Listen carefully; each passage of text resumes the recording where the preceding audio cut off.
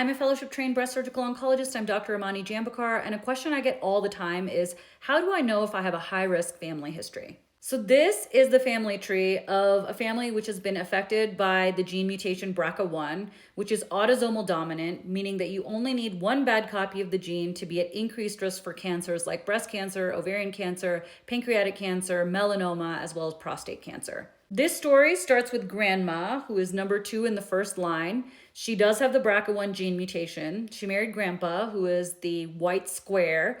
And it looks like they had 2 girls, number 2 and number 5 on the other side, as well as 1 boy who is number 3.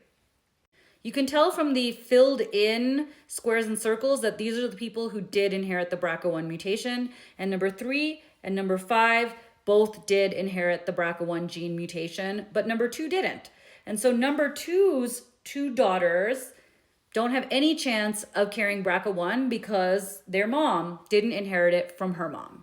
Meanwhile, over here in this family tree, you can see that number 3, who is a man, married a woman who doesn't have BRCA1, and they had a boy and a girl, and both of them inherited the BRCA1 gene mutation from their father. And then in the next family, with number 5 and number 6, number 5 did inherit the BRCA1 gene mutation from her mom. She married an unaffected man.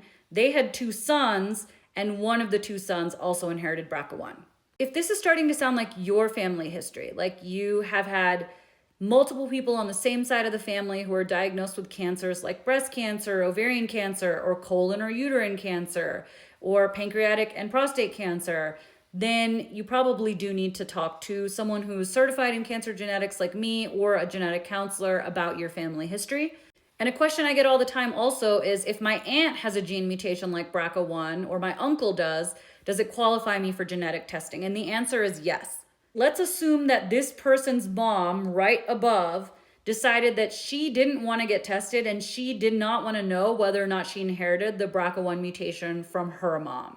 In that case, this person's uncle and aunt over there on the far side both have the BRCA1 gene mutation. So this person right here would meet criteria to get genetic testing themselves.